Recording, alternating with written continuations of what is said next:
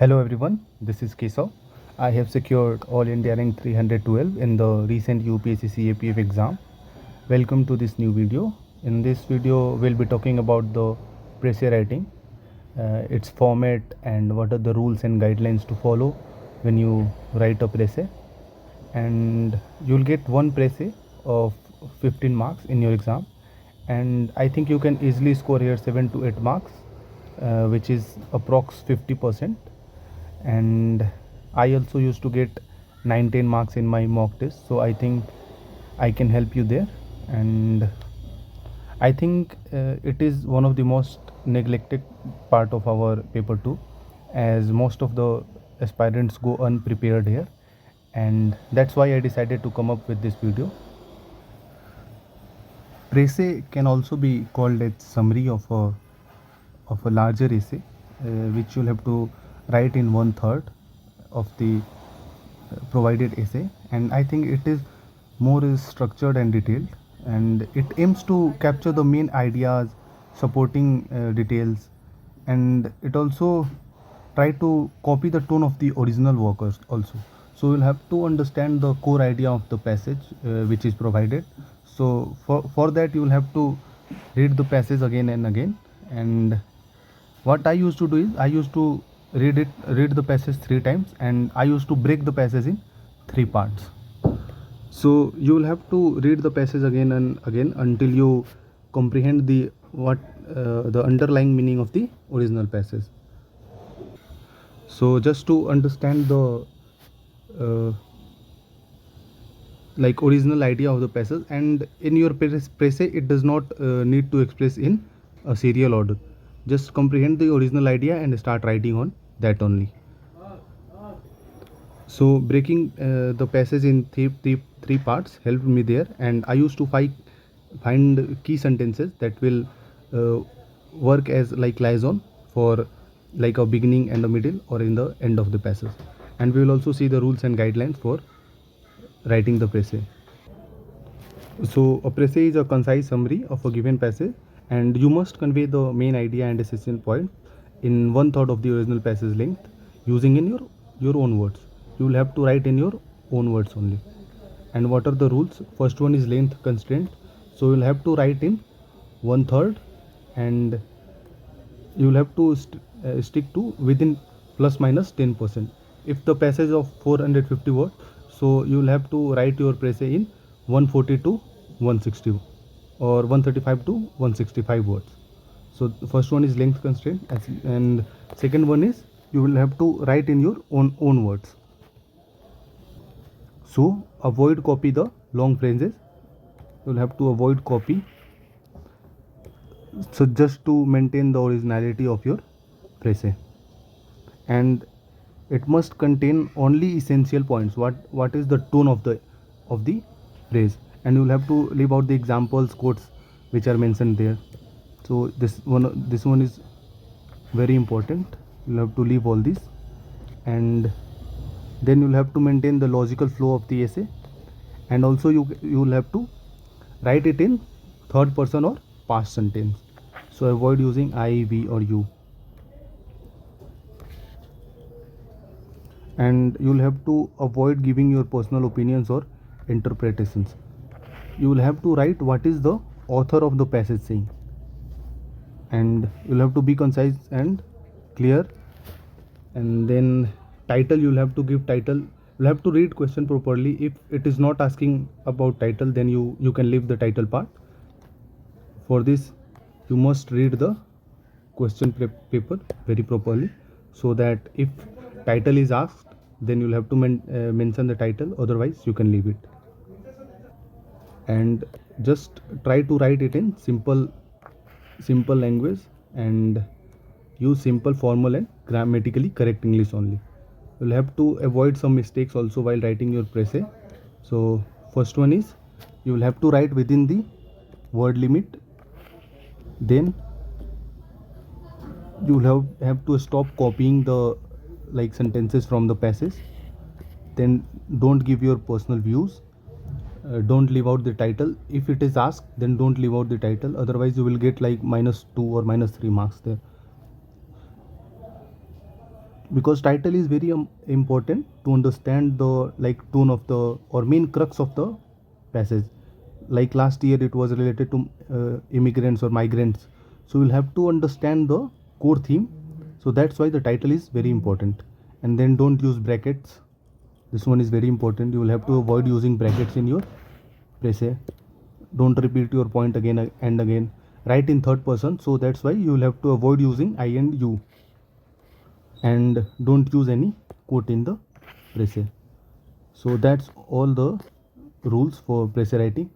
And we will also see this passage. It was asked in 2024, and I will try to like write 4 5 sentences just to make you guys understand what is the format and how to write pressay, and we'll see. So just read this question. Attempt the pressay in 1/3 of its length. You'll have to write it in 1/3, and write as far as possible in your words. That's what I was saying when I was explaining the rules. You will have to write it in your own words, and should be attempted only on pressay sheets. A pressay sheet will be provided after the passage, so you'll have to attempt the pressay there and there, then and there only. And it is nowhere asked about title, so you can avoid the title here. Okay, so this was the passage. It was asked last year. It is 450 words. So if it is 450 words, so you will have to write your pressay in 135 to 165 words. You can take like leverage of 10 to 15%. So you will have to write your pressay in 135 to 165 words, and you will be provided boxes, and you will have to write your whole pressay in that boxes on. So this is how the boxes are provided. You will have to write one word in each box only. Like if you will have to Ram is a boy, so you will write like this only. Ram is a boy.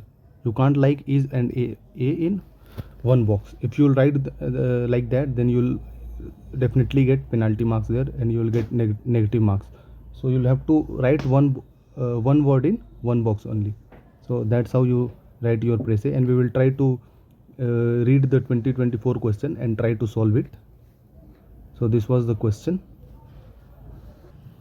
So when you start reading the passage, try to understand which word is being repeated most of the time. So if we see the first paragraph, we observe that the immigrants and immigration is being repeated most of the time. So the main theme of this passage might be related to immigrant or immigration. That's what we get from the first paragraph. And when we start reading the second paragraph, then also we see that historically immigrants groups have responded. Like here also it is related to immigrants only. So when we read the first paragraph, we get to know that who are the immigrants, and then in second paragraph, like it is given that immigrants have traditionally accepted the expectations that they will integrate into the larger societal culture. So that means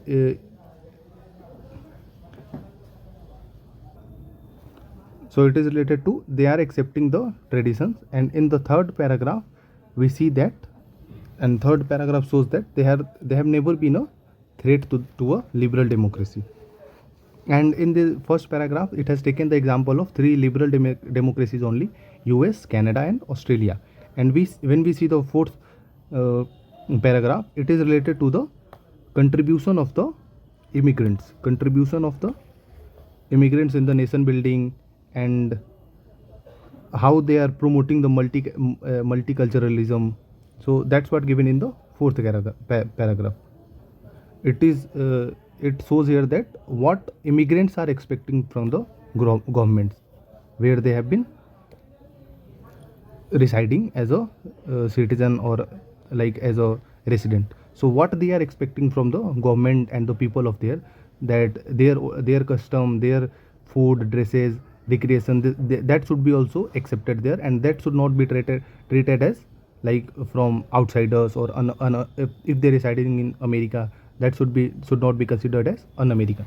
So when we read these four paragraphs, first we'll have to understand that what is it about, what is the passage about. So when we read the first paragraph, then we get to know that it is about immigrants, and in the first para we get to know that what are immigrants, and in second, like how they have been traditionally accepted, and then third paragraph, that how they, most of them do not pose a threat to the country where they reside, and in fourth paragraph it is given that how they are contributing for the nation building and how they are being treated in that country, and fifth paragraph is related to how immigrants are, like how, what are they expecting from the government that they are living in. So these are the 5 points we get to know from this paragraph, this passage, and then we will try to write all of these 5 things in 135 to 165 words,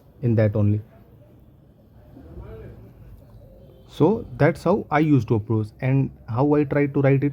Then in first 20 words I will try to write about who are immigrants, and in the next 30 words I will try to write about the second paragraph, and then next 30 words I will try to write about their contribution, and in next 30 words I will try to write about what are they expecting, and that's how I will try to write it in 150 words. This is what I used to do, and this is how I used to approach the essay writing, and it was very helpful for me, and I used to get like 9 to 10 marks in my mocks also.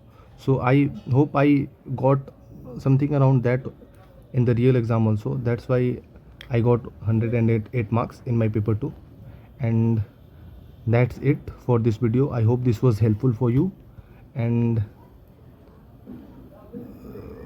I'm not sure that I was able to convey the whole thing.